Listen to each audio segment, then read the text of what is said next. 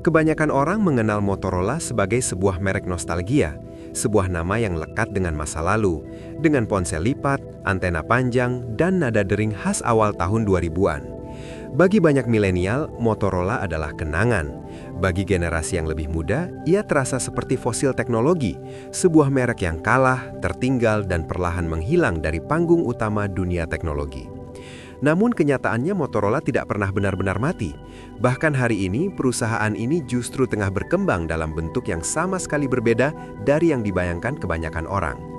Di balik layar, Motorola telah berevolusi menjadi sebuah perusahaan bernilai miliaran dolar yang fokus pada peralatan komunikasi dan keamanan kritikal. Dalam wujud barunya, Motorola menjadi tulang punggung bagi penjawat pertama seperti pemadam kebakaran, para medis, dan aparat kepolisian. Mereka membangun radio komunikasi, sistem kamera tubuh polisi, hingga solusi berbasis cloud dan kecerdasan buatan yang digunakan dalam situasi hidup dan mati.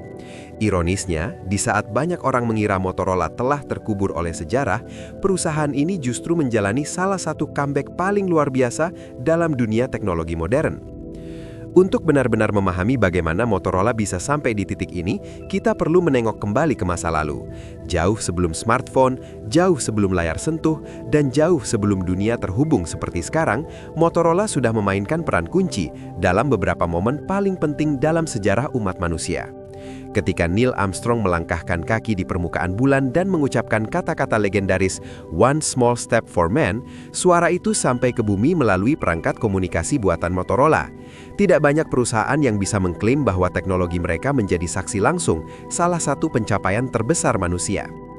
Motorola juga merupakan pencipta telepon genggam pertama yang benar-benar bisa dipegang dengan tangan.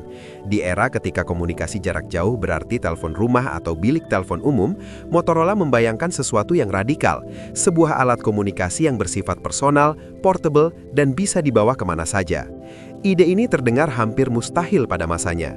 Pada awal 1970-an, yang disebut telepon mobil sebenarnya adalah perangkat besar yang dipasang di mobil, bergantung pada baterai kendaraan, dan hanya bisa digunakan dalam kondisi yang sangat terbatas. Pada saat itu ada dua kekuatan besar yang mencoba membentuk masa depan komunikasi seluler. Yang pertama adalah Bell Labs, raksasa penelitian yang telah memikirkan konsep telepon seluler selama bertahun-tahun. Namun pendekatan mereka berfokus pada infrastruktur yang kompleks, mahal, dan terpusat. Mereka ingin membangun sistem yang membuat pengguna bergantung pada jaringan dan layanan eksklusif, sebuah model yang secara bisnis masuk akal, tetapi tidak benar-benar ramah pengguna. Di sisi lain, Motorola memiliki visi yang berbeda. Dipimpin oleh seorang insinyur bernama Martin Cooper, Motorola percaya bahwa masa depan komunikasi harus bersifat personal. Cooper merasa bahwa orang tidak ingin sekedar membawa telepon kemana-mana. Mereka ingin memiliki telepon mereka sendiri, sebuah perangkat yang benar-benar portable yang tidak terikat pada mobil atau lokasi tertentu. Ide ini ditentang banyak pihak, termasuk para pesaing dan bahkan sebagian orang di industri itu sendiri. Namun Cooper dan timnya tetap maju.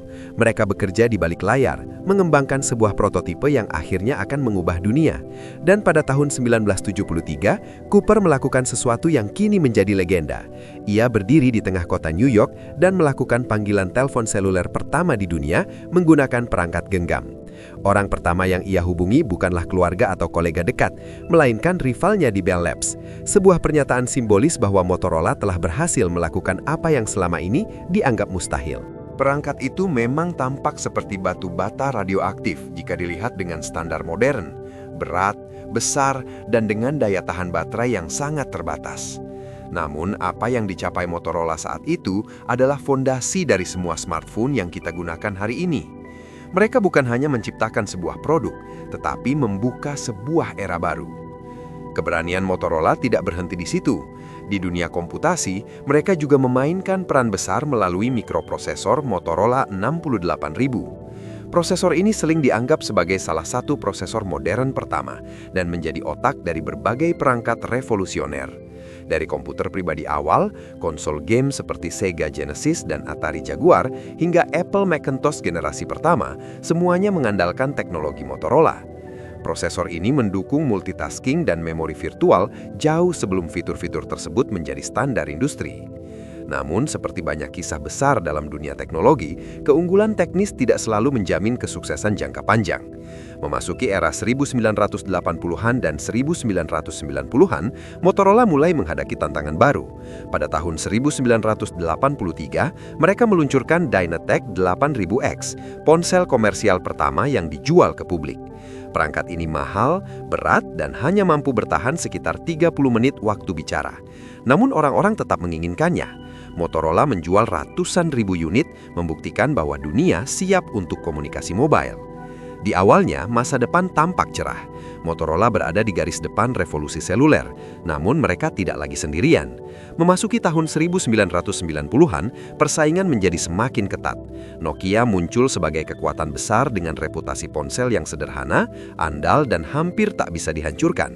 BlackBerry menjadi simbol status bagi para profesional dan pemimpin bisnis.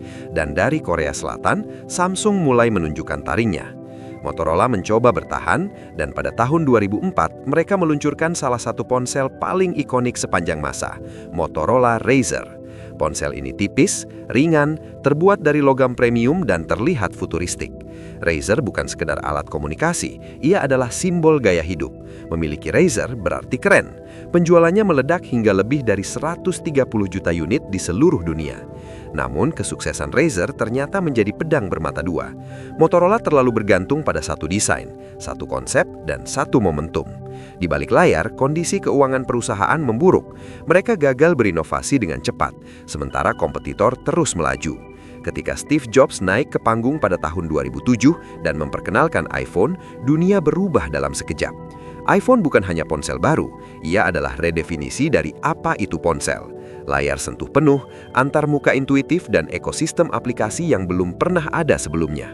Banyak perusahaan, termasuk Nokia, menyadari potensi revolusi ini, meskipun mereka gagal merespons dengan tepat. Namun bagi Motorola, dampaknya jauh lebih menghancurkan. Razr sudah usang, lini produk baru tidak menarik, dan pangsa pasar terus menyusut. Kerugian finansial menumpuk, divisi handset Motorola membakar uang dalam jumlah besar. Akhirnya perusahaan tidak punya pilihan lain selain memecah diri. Motorola terbagi menjadi Motorola Solutions dan Motorola Mobility. Divisi jaringan dijual, divisi ponsel dijual ke Google, lalu berpindah tangan lagi ke Lenovo. Di mata publik, Motorola telah berakhir. Namun di saat semua orang mengira cerita ini sudah selesai, justru disinilah babak baru dimulai. Motorola Solutions, bagian yang selama ini kurang mendapat perhatian, perlahan tumbuh menjadi kekuatan besar. Di bawah kepemimpinan CEO Greg Brown, perusahaan kembali ke akar mereka. Sejak awal berdirinya pada tahun 1920-an, Motorola memang membangun radio untuk aparat keamanan dan pemerintah. Kini, 100 tahun kemudian, mereka kembali ke industri yang sama. Brown percaya bahwa masa depan Motorola bukan di ponsel konsumen, melainkan di keamanan publik. Dengan fokus yang sempit namun dalam, Motorola Solutions membangun dominasi di dunia peralatan respon darurat. Radio mereka digunakan oleh pemadam kebakaran, polisi, dan layanan darurat di seluruh dunia. Mereka mengembangkan kamera tubuh polisi, sistem manajemen bukti digital, dan solusi berbasis AI yang mampu mendeteksi ancaman secara real-time. Teknologi ini digunakan tidak hanya di jalanan, tetapi juga di rumah sakit, sekolah, dan ruang publik. Sistem kamera yang terintegrasi dengan kecerdasan buatan mampu mendeteksi senjata, perilaku mencurigakan, dan langsung memberi peringatan kepada pihak berwenang. Bagi banyak pemerintah lokal, teknologi Motorola dianggap sebagai penyelamat nyawa. Tentu saja, keberhasilan ini tidak datang tanpa kontroversi. Kelompok advokasi privasi mengkritik penggunaan kamera dan pengenalan wajah.